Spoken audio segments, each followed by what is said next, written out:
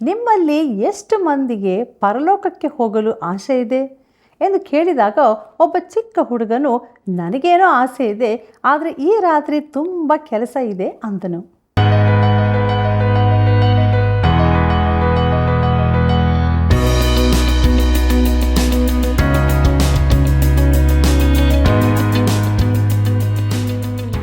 ಪ್ರೀತಿಯುಳ್ಳ ಸಹೋದರ ಸಹೋದರಿಯರೇ, ದೈವಾನ್ವೇಷಣೆ ಸತ್ಯವೇದ ಅಧ್ಯಯನ ಕಾರ್ಯಕ್ರಮಕ್ಕೆ ಪ್ರೀತಿಯ ಸುಸ್ವಾಗತ.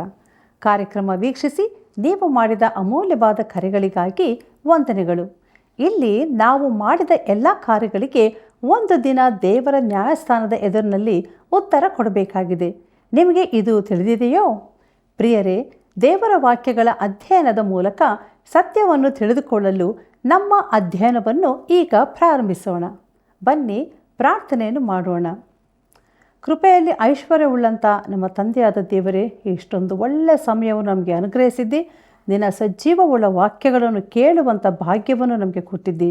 ಈ ಕಾರ್ಯಕ್ರಮವನ್ನು ವೀಕ್ಷಿಸುತ್ತಿರುವಂಥ ನಮ್ಮ ಪ್ರತಿಯೊಬ್ಬ ಪ್ರಿಯ ಬಾಂಧವರನ್ನು, ಮಿತ್ರರನ್ನು ಆಶೀರ್ವದಿಸು ಮತ್ತು ನಿನ್ನ ವಾಕ್ಯದ ಬೆಳಕಿನಲ್ಲಿ ನಡೆಯುವಂತೆ ಕೃಪೆ ಮಾಡು. ಪರಿಶುದ್ಧಾತ್ಮನ ಸಹಾಯ ಅವರಿಗೆ ಅತ್ಯಧಿಕವಾಗಿ ಅನುಗ್ರಹಿಸು ಕರ್ತನೆ. ಈ ದಿನ ನಮಗೇನು ನಿನ್ನ ವಾಕ್ಯದ ಮೂಲಕ ಆತ್ಮಿಕ ಪಾಠ ಕಲಿಸಬೇಕೆಂತಿದೆಯೋ ದೇವಾ, ಆ ವಾಕ್ಯಗಳನ್ನು ಅನುಗ್ರಹಿಸು.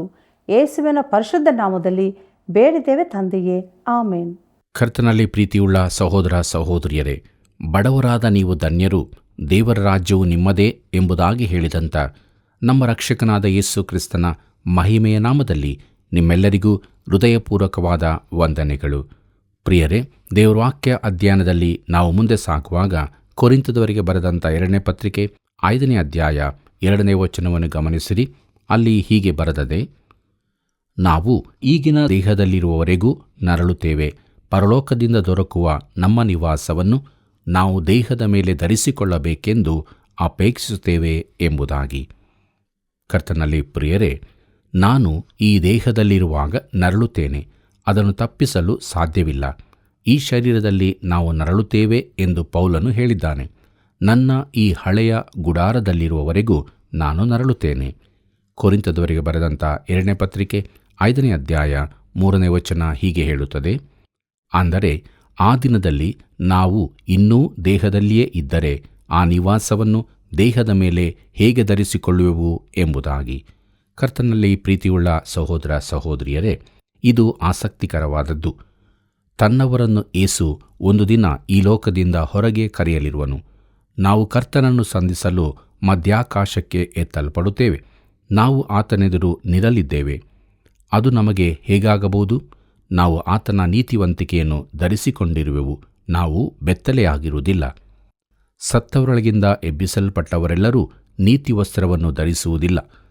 ದೇವರು ಕ್ರಿಸ್ತನನ್ನು ನಮ್ಮ ಅಪರಾಧಗಳ ನಿಮಿತ್ತ ಮರಣಕ್ಕೆ ಒಪ್ಪಿಸಿಕೊಟ್ಟು ನಮಗೆ ನೀತಿವಂತರೆಂಬ ನಿರ್ಣಯವು ಉಂಟಾಗುವ ನಿಮಿತ್ತ ಜೀವದಿಂದ ಎಬ್ಬಿಸಿದನು ಎಂಬುದಾಗಿ ರೋಮಾಪುರದವರಿಗೆ ಬರೆದ ಪತ್ರಿಕೆ 4ನೇ ಅಧ್ಯಾಯ 25ನೇ ವಚನದಲ್ಲಿ ಓದುತ್ತೇವೆ. ಆದರೆ ಕೆಲವರು ಆತನ ನೀತಿಯನ್ನು ಅಂಗೀಕರಿಸಿಕೊಳ್ಳಲಿಲ್ಲ. ಅವರು ಕ್ರಿಸ್ತನನ್ನು ತಿರಸ್ಕರಿಸಿದರು. ನೀತಿವಂತರಿಗೂ ಅನೀತಿವಂತರಿಗೂ ಪುನರುತ್ಥಾನವಾಗುವುದು.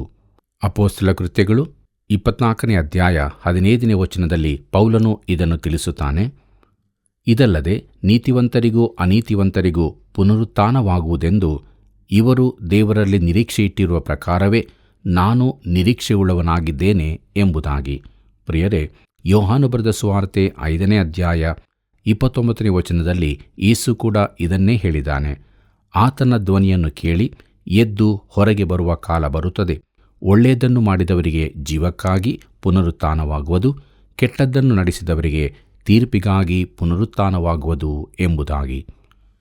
ಪ್ರಿಯ ಮಿತ್ರನೇ, ಒಂದು ದಿನ ನೀನು ಆತನ ಎದುರಿನಲ್ಲಿ ನಿಂತುಕೊಳ್ಳಲಿರುವಿ. ನೀನು ಕ್ರಿಸ್ತನ ನೀತಿವಂತಿಕೆಯನ್ನು ಧರಿಸಿರುವೆಯೋ? ಆತನಲ್ಲಿ ನೀನು ಸ್ವೀಕರಿಸಲ್ಪಟ್ಟಿರುವೆಯೋ? ಈ ಸಮಯದಲ್ಲಿ ಸತ್ಯವೇದವು ಒಂದು ನ್ಯಾಯತೀರ್ಪಿನ ಕುರಿತಾಗಿ ತಿಳಿಸದೆ ಅನೇಕ ನ್ಯಾಯತೀರ್ಪುಗಳ ಕುರಿತು ತಿಳಿಸುತ್ತದೆಂಬುದನ್ನು ನಾವು ತಿಳಿದುಕೊಳ್ಳತಕ್ಕದ್ದು. ಅವುಗಳಲ್ಲಿ ಒಂದನೆಯದು ಕ್ರಿಸ್ತನು ಕ್ರೂಜೆಯ ಮೇಲೆ ಸಹಿಸಿದ ನ್ಯಾಯದಂಡನೆ.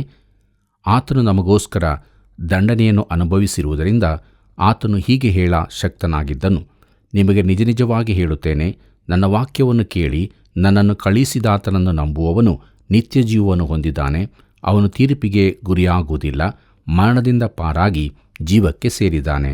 ಇದನ್ನು ಯೋಹಾನ ಬರೆದ ಸುವಾರ್ತೆ 5ನೇ ಅಧ್ಯಾಯ 24ನೇ ವಚನದಲ್ಲಿ ಓದುತ್ತೇವೆ. ಎರಡನೇದಾಗಿ, ನಮ್ಮನ್ನು ನಾವೇ ವಿಚಾರಿಸಿಕೊಳ್ಳುವ ನ್ಯಾಯತೀರ್ಪು. ಕೊರಿಂಥದವರಿಗೆ ಬರೆದ ಮೊದಲನೇ ಪತ್ರಿಕೆ 11ನೇ ಅಧ್ಯಾಯ 31ನೇ ವಚನದಲ್ಲಿ ಹೀಗೆ ಹೇಳಿದೆ: ನಮ್ಮನ್ನು ನಾವೇ ವಿಚಾರಿಸಿಕೊಂಡರೆ ನ್ಯಾಯ ವಿಚಾರಣೆಗೊಳಗಾಗುವುದಿಲ್ಲ ಎಂಬುದಾಗಿ.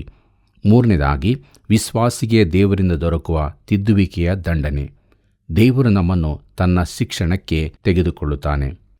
ಇಬ್ರಿಯರಿಗೆ ಬರೆದ ಪತ್ರಿಕೆ 12ನೇ ಅಧ್ಯಾಯ 6ನೇ ವಚನ ಹೀಗೆ ಹೇಳುತ್ತದೆ: ಕರ್ತನು ತಾನು ಪ್ರೀತಿಸುವವನನ್ನೇ ಶಿಕ್ಷಿಸುತ್ತಾನೆ, ತಾನು ಸೇರಿಸಿಕೊಳ್ಳುವ ಪ್ರತಿಯೊಬ್ಬ ಮಗನನ್ನು ಹೊಡೆಯುತ್ತಾನೆ ಎಂಬುದು. ನಾಲ್ಕನೇದಾಗಿ, ಈ ಅಧ್ಯಾಯದಲ್ಲಿ ನೋಡಲಿರುವಂತೆ ವಿಶ್ವಾಸಿಯ ಕೃತ್ಯಗಳನ್ನು ವಿಚಾರಿಸಲಾಗುತ್ತದೆ. ಐದನೇದಾಗಿ, ಇಸ್ರಾಯೇಲ್ ಜನಾಂಗಕ್ಕೆ ನ್ಯಾಯತೀರ್ಪು ಉಂಟಾಗುತ್ತದೆ. ಆರನೆಯದಾಗಿ, ಅನ್ಯ ಜನಾಂಗಗಳಿಗೆ ನ್ಯಾಯತೀರ್ಪಾಗುತ್ತದೆ. ಏಳನೇದಾಗಿ, ಬಿದ್ದುಹೋದ ದೂತರಿಗೂ ನ್ಯಾಯತೀರ್ಪಾಗುತ್ತದೆ. ಮತ್ತು ಎಂಟನೆಯದಾಗಿ, ಕೊನೆಯಲ್ಲಿ ಮಹಾ ಬಿಳಿ ಸಿಂಹಾಸನದೆದುರಿನ ನ್ಯಾಯ ವಿಚಾರಣೆ. ನಾಶನ ಪಾತ್ರರಾದವರೆಲ್ಲರೂ ಅಲ್ಲಿಗೆ ತರಲ್ಪಡುವರು. ಅವರು ವಸ್ತ್ರವಿಲ್ಲದವರಾಗಿರುತ್ತಾರೆ. ಅವರಿಗೆ ನೀತಿ ವಸ್ತ್ರವಿರುವುದಿಲ್ಲ. ಅವರಿಗೆ ಅವರವರ ಕೃತ್ಯಗಳ ಪ್ರಕಾರವೇ ತೀರ್ಪು ಉಂಟಾಗುತ್ತದೆ. ಕೊರಿಂಥದವರಿಗೆ ಬರೆದ 2ನೇ ಪತ್ರಿಕೆ 5ನೇ ಅಧ್ಯಾಯ 4ನೇ ವಚನವನ್ನು ಗಮನಿಸಿರಿ. ಅಲ್ಲಿ ಹೀಗೆ ಬರೆದದೆ: ಈ ಗುಡಾರದಲ್ಲಿರುವವರಾದ ನಾವು ಭಾರ ಹೊತ್ತುಕೊಂಡವರಾಗಿ ನರಳುತ್ತೇವೆ. ಇದು ಕಳಚಿ ಹೋಗಬೇಕೆಂಬುದು ನಮ್ಮ ಇಷ್ಟವಲ್ಲ. ಮರ್ತ್ಯವಾದದ್ದು ನುಂಗಿ ಹೋಗಿ ಜೀವವೊಂದೇ ಉಳಿಯುವಂತೆ ಈ ಗುಡಾರದ ಮೇಲೆ ಆ ನಿವಾಸವನ್ನು ಧರಿಸಿಕೊಳ್ಳಬೇಕೆಂಬುದೇ ನಮ್ಮ ಇಷ್ಟ ಎಂಬುದಾಗಿ. ಕರ್ತನಲ್ಲಿ ಪ್ರಿಯ ಸ್ನೇಹಿತನೇ, ನಿನಗೆ ನರಳಬೇಕೆಂದರೆ ನರಳಬಹುದು. ಅದು ವಾಕ್ಯಾನುಸಾರವಾದದ್ದೇ ಆಗಿದೆ. ನಾವು ಭಾರ ಹೊತ್ತವರಾಗಿದ್ದೇವೆ. ಆದ್ದರಿಂದಲೇ ಈ ಶರೀರದಲ್ಲಿರುವ ನಾವು ನರಳುತ್ತೇವೆ. ನಮಗೆ ವಸ್ತ್ರವಿಲ್ಲದಕ್ಕಾಗಿ ನಾವು ಚಿಂತಿಸುವವರಲ್ಲ. ನಾವು ಕ್ರಿಸ್ತನ ನೀತಿಯನ್ನು ಧರಿಸಲಿಕ್ಕಿದ್ದೇವೆಂದು ತಿಳಿದಿದ್ದೇವೆ. ಆತನು ನಮ್ಮ ರಕ್ಷಕನಾಗಿರುವುದಾದರೆ ನಮ್ಮ ನಿರೀಕ್ಷೆ ಆತನು ಮಾತ್ರವೇ.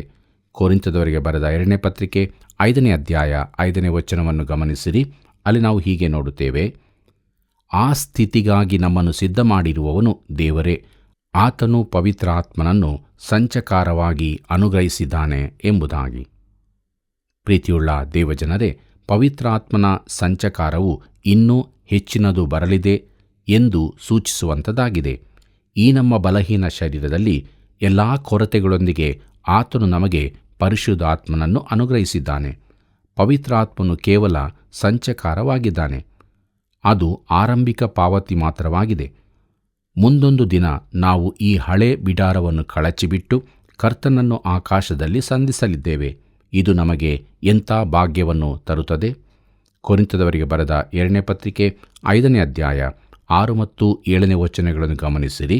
ಅಲ್ಲಿ ನಾವು ಹೀಗೆ ನೋಡುತ್ತೇವೆ: ಹೀಗಿರುವುದರಿಂದ ನಾವು ಯಾವಾಗಲೂ ಧೈರ್ಯವುಳ್ಳವರಾಗಿದ್ದೇವೆ. ನಾವು ನೋಡುವವರಾಗಿ ನಡೆಯದೆ ನಂಬುವವರಾಗಿಯೇ ನಡೆಯುತ್ತೇವೆವಾದ್ದರಿಂದ ದೇಹದಲ್ಲಿ ವಾಸಿಸುವವರೆಗೂ ಕರ್ತನಿಗೆ ದೂರದಲ್ಲಿರುವ ಪ್ರವಾಸಿಗಳಾಗಿದ್ದೇವೆ ಎಂಬುದನ್ನು ಬಲ್ಲೆವು ಎಂಬುದಾಗಿ. ಕರ್ತನಲ್ಲಿ ಪ್ರೀತಿಯುಳ್ಳ ಸಹೋದರ ಸಹೋದರಿಯರೇ, ನಮ್ಮ ಶರೀರದಲ್ಲಿ ನಾವು ಸಮಾಧಾನದಲ್ಲಿದ್ದೇವೆ. ನಾನು ನನ್ನ ದೇಹವನ್ನು ಇಷ್ಟಪಡುತ್ತೇನೆ. ನಾನು ಮಗುವಾಗಿದ್ದಾಗ ನಡೆಯಲು ಕಲಿಯುವಾಗ ಬಿದ್ದು ಗಾಯ ಮಾಡಿಕೊಂಡದರ ಕಲೆ ನನ್ನ ಕೆನ್ನೆಯಲ್ಲಿದೆ.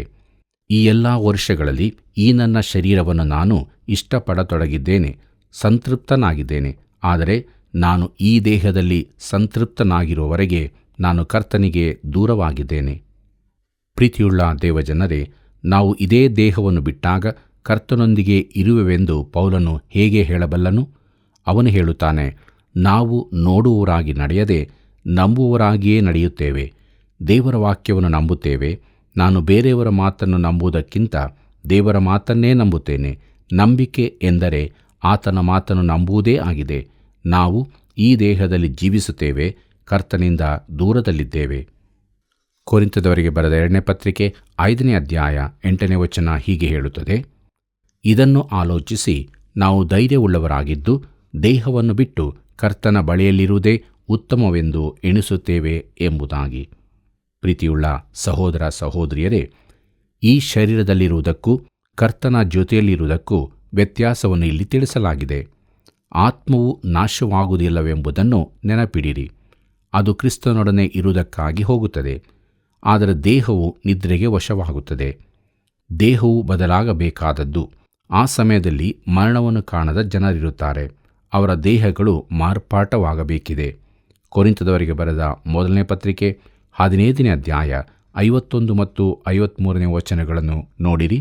ಅಲ್ಲಿ ಹೀಗೆ ಬರೆದದೆ, ಕೇಳಿರಿ, ಇದುವರೆಗೆ ಗುಪ್ತವಾಗಿದ್ದ ಸಂಗತಿಯನ್ನು ನಿಮಗೆ ತಿಳಿಸುತ್ತೇನೆ. ನಾವೆಲ್ಲರೂ ನಿದ್ರೆ ಹೋಗುವುದಿಲ್ಲ. ಲಯವಾಗುವ ಈ ದೇಹವು ನಿರ್ಲಯತ್ವವನ್ನು ಧರಿಸಿಕೊಳ್ಳುವುದು, ಮರಣಾಧೀನವಾಗಿರುವ ಈ ದೇಹವು ಅಮರತ್ವವನ್ನು ಧರಿಸಿಕೊಳ್ಳುವುದು ಅವಶ್ಯ ಎಂಬುದಾಗಿ. ಪ್ರಿಯರೇ, ನಿದ್ರೆಗೆ ಹೋಗುವುದು ಶರೀರವಾಗಿದೆ, ಎಬ್ಬಿಸಲ್ಪಡುವುದೂ ಶರೀರವೇ. ಪುನರುತ್ಥಾನವು ಆತ್ಮಕ್ಕಾಗಲಿ ಪ್ರಾಣಕ್ಕಾಗಲಿ ಸಂಬಂಧಿಸಿದಲ್ಲ. ಪುನರುತ್ಥಾನ ಎಂಬುದರ ಗ್ರೀಕ್ ಮೂಲಪದದ ಅರ್ಥ ಎದ್ದು ನಿಲ್ಲುವುದು ಎಂದಾಗುತ್ತದೆ. ಶರೀರವು ಎದ್ದು ನಿಲ್ಲುವಂಥದ್ದಾಗಿದೆ. ಇದನ್ನು ತಿಳಿದಿರುವ ನಾವು ನಂಬಿಕೆಯುಳ್ಳವರಾಗಿ ನಡೆಯುತ್ತೇವೆ. ಕೊರಿಂಥದವರಿಗೆ ಬರೆದ 2ನೇ ಪತ್ರಿಕೆ 5ನೇ ಅಧ್ಯಾಯ 9ನೇ ವಚನವನ್ನು ಗಮನಿಸಿರಿ. ಅಲ್ಲಿ ಹೀಗೆ ಬರೆದದೆ, ಆದದರಿಂದ ನಾವು ದೇಹವೆಂಬ ಮನೆಯಲ್ಲಿದ್ದರೂ ಸರಿಯೇ, ಅದನ್ನು ಬಿಟ್ಟಿದ್ದರೂ ಸರಿಯೇ, ಕರ್ತನಿಗೆ ಮೆಚ್ಚುವವರಾಗಿರಬೇಕೆಂಬುದೇ ನಮ್ಮ ಗುರಿಯಾಗಿದೆ ಎಂಬುದಾಗಿ. ಪ್ರೀತಿಯುಳ್ಳ ದೇವಜನರೇ, ನಮ್ಮ ಗುರಿಯಾಗಿದೆ ಎಂಬುದರ ನಿಜವಾದ ಅರ್ಥ ಆಕಾಂಕ್ಷೆ ಎಂಬುದಾಗಿದೆ. ಇದೇ ಶಬ್ದವು ಥೆಸಲೋನಿಕದವರಿಗೆ ಬರೆದ ಮೊದಲನೇ ಪತ್ರಿಕೆ 4ನೇ ಅಧ್ಯಾಯ 11ನೇ ವಚನದಲ್ಲಿ ಬರೆದದೆ. ಕೆಲಸ ಮಾಡುವುದೇ ಎಂದಿದೆ. ನಮ್ಮ ಮುಂದಿರುವ ವಚನದಲ್ಲಿ ಅದು ನಮ್ಮ ಗುರಿಯಾಗಿದೆ ಎಂದಿದೆ. ನಾವು ಆತನಿಂದ ಸ್ವೀಕರಿಸಲ್ಪಡಲಿಕ್ಕಾಗಿ ಆಶೆ ಪಡುವವರಾಗಿರಬೇಕು. ಇದು ಪ್ರಸಿದ್ಧಿಗಾಗಿ ಇರುವ ಆಶೆಯಲ್ಲ. ಡಾಕ್ಟರ್ ಜಿ ಕ್ಯಾಂಪೆಲ್ ಮೋರ್ಗನ್ ಅವರು ಈ ಸಮಸ್ಯೆಯೊಂದಿಗೆ ಹೇಗೆ ಹೋರಾಡಿದರೆಂದು ತಿಳಿಸುತ್ತಾರೆ. ಅವರು ಸೇವೆಗಾಗಿ ಕರೆಯಲ್ಪಡುವಾಗ ಒಬ್ಬ ಶಾಲಾ ಶಿಕ್ಷಕರಾಗಿದ್ದರು. ಅವರಿಗೆ ಅದು ಒಂದು ಗಂಭೀರ ಸಂದರ್ಭವಾಗಿತ್ತು. ಕರ್ತನು ತನಗೆ ಹೀಗೆ ಹೇಳುತ್ತಿದ್ದಾನೆಂದು ಅವರು ನೆನೆಸಿದರು. ನೀನು ವಾಕ್ಯದ ಸೇವೆಗಾಗಿ ಸ್ಪಷ್ಟವಾಗಿ ಪ್ರತ್ಯೇಕಿಸಲ್ಪಟ್ಟವನಾಗಿದ್ದಿ. ನೀನು ಶ್ರೇಷ್ಠ ಪ್ರಸಂಗಿಯಾಗಬೇಕೆಂದಿದ್ದೀಯೋ, ನನ್ನ ಸೇವಕನಾಗಿರಲು ಇಚ್ಛಿಸುತ್ತೀಯೋ? ಡಾಕ್ಟರ್ ಮೋರ್ಗನ್ ಅವರ ಮನಸ್ಸಿಗೆ ಬಂದ ಮೊದಲ ಯೋಚನೆ ನಾನು ಒಬ್ಬ ಶ್ರೇಷ್ಠ ಪ್ರಸಂಗಿಯಾಗಬೇಕೆಂದು. ಅದು ಒಂದು ಒಳ್ಳೆಯ ಆಕಾಂಕ್ಷೆ. ಆದರೆ ಕರ್ತನು ಮತ್ತೊಮ್ಮೆ ಅವರಿಗೆ ಅದೇ ಪ್ರಶ್ನೆಯನ್ನು ಕೇಳಿದನು. ಕಡೆಗೆ ಅವರಿಗೆ ಅರ್ಥವಾಯಿತು. ಅವರಿಗೆ ಒಂದು ಆಯ್ಕೆ ಮಾಡಬೇಕಾಗಿದೆ. ಕೊನೆಗೆ ಅವರು ಹೇಳಿದರು, ಪ್ರೀತಿಯ ಕರ್ತನೇ, ನಾನು ಬೇರೆಲ್ಲದಕ್ಕಿಂತಲೂ ನಿನ್ನ ಸೇವಕನಾಗಿರಲು ಇಚ್ಛಿಸುತ್ತೇನೆ ಎಂದು. ಅವರು ಒಬ್ಬ ಕೆಳಮಟ್ಟದ ಪ್ರಸಂಗಿಯಾಗಿರಲು ಸಿದ್ಧವಾದರು. ನನ್ನ ಯೋಚನೆಯ ಪ್ರಕಾರ ದೇವರು ಮೋರ್ಗನ್ ಅವರನ್ನು ತನ್ನ ಸೇವಕರನ್ನಾಗಿ ಮಾಡಿಕೊಂಡದ್ದು ಮಾತ್ರವಲ್ಲದೆ ಶ್ರೇಷ್ಠ ಪ್ರಸಂಗಿಯಾಗಿ ಕೂಡ ಮಾಡಿದರು. ನಾವು ದೇವರಿಗಾಗಿ ಏನನ್ನಾದರೂ ದೊಡ್ಡದನ್ನು ಮಾಡಬೇಕೆಂದು ನಮ್ಮ ಆಶೆಯಾಗಿರಬೇಕೆಂದು ನಾವು ಯೋಚಿಸುತ್ತೇವೆ. ಆದರೆ ನಾವು ಆತನ ಸೇವಕರಾಗಿರಬೇಕೆಂದು ದೇವರು ಬಯಸುತ್ತಾನೆ. ಪ್ರೀತಿಯುಳ್ಳ ದೇವಜನರೇ, ನಾನು ನೀನು ದೇವರ ಬಳಿಗೆ ಬಂದು, ಕರ್ತನೇ, ನನ್ನನ್ನು ತೆಗೆದುಕೊಂಡು ನನ್ನನ್ನು ಮುರಿದು ನಿನಗೆ ಇಷ್ಟವಾದವನಾಗಿ ಮಾಡು ಎಂದು ಹೇಳೋಣ. ದೇವರು ಯೆರೆಮೀಯನ ಮುಖಾಂತರ ಈ ವಾಕ್ಯವನ್ನು ಕೊಟ್ಟನು. ಮಹಾಪದವಿಯನ್ನು ನಿರೀಕ್ಷಿಸಿಕೊಳ್ಳುತ್ತೀಯೋ, ನಿರೀಕ್ಷಿಸಬೇಡ ಎಂಬುದಾಗಿ. ಇದನ್ನು ಯೆರೆಮೀಯನ ಪ್ರವಾದನೆ ಗ್ರಂಥ 45ನೇ ಅಧ್ಯಾಯ 5ನೇ ವಚನದಲ್ಲಿ ಓದುತ್ತೇವೆ. ಪ್ರಿಯರೇ, ಅದು ಸ್ಪಷ್ಟವಾಗಿ ತಿಳಿಸಿರುವುದಲ್ಲವೋ? ಪ್ರಿಯ ಮಿತ್ರನೇ, ನೀನು ನಿನಗೋಸ್ಕರ ದೊಡ್ಡದನ್ನು ನಿರೀಕ್ಷಿಸುತ್ತೀಯೋ? ಅತಿಯಾಗಿ ನಿರೀಕ್ಷಿಸಿಕೊಳ್ಳುವ ಅನೇಕ ಕ್ರೈಸ್ತರಿರುತ್ತಾರೆ, ಕ್ರೈಸ್ತ ಸೇವಕರೂ ಇರುತ್ತಾರೆ. ಆದರೆ ಅವರ ಆಕಾಂಕ್ಷೆಯು ಸ್ವಾರ್ಥದಿಂದ ಕೂಡಿದ್ದಾಗಿದೆ. ನೀನು ನಿಜವಾಗಿ ದೇವರ ದಾಸನಾಗಿರಬೇಕೆಂದು ಬಯಸುತ್ತೀಯೋ? ಹಾಗಿದ್ದರೆ ನೀನು ಆತನಿಗಾಗಿ ಮಾಡುವ ಕಾರ್ಯಕ್ಕೆ ಆತನಿಂದ ಬಹುಮಾನವೂ ದೊರಕುತ್ತದೆ. ಕೊರಿಂಥದವರಿಗೆ ಬರೆದ 2ನೇ ಪತ್ರಿಕೆ 5ನೇ ಅಧ್ಯಾಯ 10ನೇ ವಚನ ಹೀಗೆ ಹೇಳುತ್ತದೆ, ಯಾಕಂದರೆ ಪ್ರತಿಯೊಬ್ಬನು ತನ್ನ ದೇಹದ ಮೂಲಕ ನಡೆಸಿದ ಒಳ್ಳೆಯದಕ್ಕಾಗಲಿ ಕೆಟ್ಟದಕ್ಕಾಗಲಿ ಸರಿಯಾಗಿ ಪ್ರತಿಫಲವನ್ನು ಹೊಂದುವುದಕ್ಕೋಸ್ಕರ ನಾವೆಲ್ಲರೂ ಕ್ರಿಸ್ತನ ನ್ಯಾಯಾಸ್ಥಾನದ ಮುಂದೆ ಯಥಾಸ್ಥಿತಿಯಲ್ಲಿ ಕಾಣಿಸಿಕೊಳ್ಳಬೇಕು ಎಂಬುದಾಗಿ. ಪ್ರೀತಿಯುಳ್ಳ ಸಹೋದರ ಸಹೋದರಿಯರೇ, ಇದು ಅಕ್ಷರಸ ನ್ಯಾಯವಿಚಾರಣಾ ಪೀಠವಾಗಿದೆ. ಕ್ರಿಸ್ತನ ನ್ಯಾಯಾಸ್ಥಾನದ ಮುಂದೆ ವಿಶ್ವಾಸಿಗಳು ಮಾತ್ರ ಬರಲಿದ್ದಾರೆ. ಅದು ವಿಶ್ವಾಸಿಗಳ ಪಾಪದ ವಿಚಾರಣೆಯಲ್ಲ. ಅದನ್ನು ಕ್ರಿಸ್ತನು ಕ್ರೂಜೆಯಲ್ಲಿ ಅನುಭವಿಸಿ ತೀರಿಸಿದ್ದಾನೆ. ಆದರೆ ನಿನಗೆ ಬಹುಮಾನ ದೊರಕುತ್ತದೋ ಇಲ್ಲವೋ ಎಂಬ ಕುರಿತಾದ ವಿಚಾರಣೆ. ಪೌಲನು ನಾವೆಲ್ಲರೂ ಕಾಣಿಸಿಕೊಳ್ಳಬೇಕು ಎಂದು ಹೇಳುವಾಗ ಅವನು ವಿಶ್ವಾಸಿಗಳಿಗೆ ಇದನ್ನು ಬರೆಯುತ್ತಾನೆಂಬುದನ್ನು ತಿಳಿಯಬೇಕು. ಎಲ್ಲ ವಿಶ್ವಾಸಿಗಳಿಗೂ ವಿಚಾರಣೆಯಾಗುತ್ತದೆ. ನಾವು ಜೀವಿಸಿದ ರೀತಿ, ಈ ಲೋಕದಲ್ಲಿ ಈ ಶರೀರದಲ್ಲಿ ಹೇಗೆ ಬದುಕಿದೆವು ಎಂಬುದರ ಕುರಿತಾಗಿ. ನಾವು ಆತನ ಸನ್ನಿಧಿಗೆ ಹೋಗುವಾಗ ನಮಗೆ ಈ ಹಳೆ ಶರೀರಗಳಿರುವುದರಿಂದ ನಾವು ನಮ್ಮ ದೇಹಗಳನ್ನು ಹೇಗೆ ಉಪಯೋಗಿಸಿದ್ದೇವೆಂಬುದೇ ಪ್ರಶ್ನೆಯಾಗಿದೆ. ಈ ಲೋಕದಲ್ಲಿ ನಾವು ಹೇಗೆ ಜೀವಿಸಿದ್ದೆವು? ಪೌಲನು ಫಿಲಿಪ್ಪಿಯವರಿಗೆ ಬರೆಯುವಾಗ ಈ ಪ್ರಶ್ನೆಯನ್ನೆತ್ತುತ್ತಾನೆ. ಫಿಲಿಪ್ಪಿಯರಿಗೆ ಬರೆದ ಪತ್ರಿಕೆ 1ನೇ ಅಧ್ಯಾಯ 21ನೇ ವಚನದಲ್ಲಿ ಅವನು ಹೇಳುತ್ತಾನೆ, ನನಗಂತೂ ಬದುಕುವುದೆಂದರೆ ಕ್ರಿಸ್ತನೇ, ಸಾಯುವುದು ಲಾಭವೇ ಎಂಬುದಾಗಿ. ತಾನು ಹೋಗಿ ಕ್ರಿಸ್ತನ ಬಳಿ ಇರಬೇಕೆಂಬ ಅಭಿಲಾಷೆಯ ಕುರಿತು ಹೇಳುತ್ತಾನೆ. ಪ್ರೀತಿಯುಳ್ಳ ದೇವಜನರೇ, ಕರ್ತನ ಭಯವು ಜನರನ್ನು ಒಡಂಬಡಿಸುವಂತೆ ನಮ್ಮನ್ನು ಉತ್ತೇಜಿಸುತ್ತದೆ ಎಂಬ ವಿಚಾರವನ್ನು ನೋಡೋಣ. ಕೊರಿಂಥದವರಿಗೆ ಬರೆದ 2ನೇ ಪತ್ರಿಕೆ 5ನೇ ಅಧ್ಯಾಯ 11ನೇ ವಚನ ಹೀಗೆ ಹೇಳುತ್ತದೆ, ಕರ್ತನ ಭಯವೂ ನಮಗಿರುವುದರಿಂದ ನಾವು ಮನುಷ್ಯರನ್ನು ಒಡಂಬಡಿಸುತ್ತೇವೆ. ನಾವು ಯಥಾರ್ಥರೆಂಬುದು ದೇವರಿಗೆ ಗೊತ್ತುಂಟು, ನಿಮ್ಮ ಮನಸ್ಸಿಗೆ ಕೂಡ ಗೊತ್ತಾಗಿದೆ ಎಂದು ನಂಬಿಕೊಂಡಿದ್ದೇನೆ ಎಂಬುದಾಗಿ. ಕರ್ತನಲ್ಲಿ ಪ್ರಿಯರೇ, ಕರ್ತನ ಭಯದ ಕುರಿತಾಗಿ ಸತ್ಯವೇದದಲ್ಲಿ ತುಂಬ ಹೇಳಲ್ಪಟ್ಟಿದೆ. ದೇವರ ಭಯವು ಜ್ಞಾನದ ಆರಂಭವು ಎಂದು ಹೇಳಿದೆ. ಜ್ಞಾನೋಕ್ತಿ 9ನೇ ಅಧ್ಯಾಯ 10ನೇ ವಚನದಲ್ಲಿ ಇದನ್ನು ನಾವು ನೋಡುತ್ತೇವೆ. ಪ್ರಿಯರೇ, ಉದಾರವಾದದ ಒಂದು ತತ್ವವೆಂದರೆ ನಾವು ದೇವರಿಗೆ ಭಯಪಡಬೇಕಾಗಿಲ್ಲ ಎಂಬುದು. ದೇವರೆಂದರೆ ಒಬ್ಬ ಪ್ರೀತಿಯ ತಾಳಿಕೊಳ್ಳುವನಾಗಿದ್ದು ಆತನೊಂದಿಗೆ ನಾವು ಹೇಗೋ ವರ್ತಿಸಬಹುದೆಂದು ಉದಾರವಾದವು ದೇವರ ವಿಶ್ವ ಪಿತೃತ್ವವನ್ನು, ಮಾನವನ ವಿಶ್ವ ಭಾತೃತ್ವವನ್ನು ಪ್ರತಿಪಾದಿಸುತ್ತದೆ. ಇದು ಅತಿ ಅಪಾಯಕಾರಿಯಾದ ತತ್ವವಾಗಿರುತ್ತದೆ. ಜೀವವುಳ್ಳ ದೇವರ ಕೈಯಲ್ಲಿ ಸಿಕ್ಕಿಬೀಳುವುದು ಭಯಂಕರವಾದದ್ದು ಎಂಬುದಾಗಿ ಸತ್ಯವೇದದಲ್ಲಿ ಬರೆದಿರುವುದು ತಿಳಿದಿದೆಯೋ? ಇಬ್ರಿಯರಿಗೆ ಬರೆದ ಪತ್ರಿಕೆ 10ನೇ ಅಧ್ಯಾಯ 31ನೇ ವಚನದಲ್ಲಿ ಇದನ್ನು ನಾವು ಓದುತ್ತೇವೆ. ಪ್ರಿಯರೇ, ಕರ್ತನ ಭಯವು ನಮಗಿರುವುದರಿಂದ ನಾವು ಮನುಷ್ಯರನ್ನು ಒಡಂಬಡಿಸುತ್ತೇವೆ ಎಂಬುದಾಗಿ ನೋಡುವಾಗ ಅನೇಕ ಪ್ರಸಂಗ ಪೀಠಗಳಿಂದ ನರಕದ ಕುರಿತಾಗಿ ಪ್ರಸಂಗಿಸುವುದೇ ಇಲ್ಲವಾಗಿದೆ. ಶಿಕ್ಷೆಯ ಕುರಿತಾಗಲಿ ನ್ಯಾಯತೀರ್ಪಿನ ಕುರಿತಾಗಲಿ ಪ್ರಸಂಗಿಸುವುದು ಬಹಳ ಕಡಿಮೆ. ಇದರ ಪರಿಣಾಮವಾಗಿ ವಿಶ್ವಾಸಿಗಳಿಗೆ ದೇವರ ದಂಡನೆ ಎನ್ನುವುದು ಕಳೆದು ಹೋದ ಪದವಾಗಿದೆ. ಕೊರಿಂಥದವರಿಗೆ ಬರೆದ 2ನೇ ಪತ್ರಿಕೆ 5ನೇ ಅಧ್ಯಾಯ 12ನೇ ವಚನವನ್ನು ಗಮನಿಸಿರಿ. ಅಲ್ಲಿ ನಾವು ಹೀಗೆ ನೋಡುತ್ತೇವೆ, ನಾವು ನಮ್ಮನ್ನು ತಿರುಗಿ ನಿಮ್ಮ ಮುಂದೆ ಹೊಗಳಿಕೊಳ್ಳುವುದಿಲ್ಲ, ಆದರೆ ಯಾರು ಹೃದಯದ ವಿಷಯದಲ್ಲಿ ಹಿಗ್ಗದೆ ತೋರಿಕೆಯ ವಿಷಯದಲ್ಲಿ ಮಾತ್ರ ಹಿಗ್ಗುತ್ತಾರೋ ಅವರಿಗೆ ಪ್ರತ್ಯುತ್ತರ ಹೇಳುವುದಕ್ಕೆ ನಿಮಗೆ ಆಧಾರವಿರಬೇಕೆಂದು ನಮ್ಮ ವಿಷಯದಲ್ಲಿ ಹಿಗ್ಗುವುದಕ್ಕೆ ನಿಮಗೆ ಆಸ್ಪದ ಕೊಡುತ್ತೇವೆ ಎಂಬುದಾಗಿ. ಕರ್ತನಲ್ಲಿ ಪ್ರಿಯರೇ, ದೇವರ ಪೂರ್ಣ ಯೋಜನೆಯನ್ನು ನೀವು ಪ್ರಶ್ನಿಸುವುದಾದರೆ ಅದನ್ನು ಪ್ರೀತಿಯ ಮೂಲಕ ಮಾಡಿರಿ.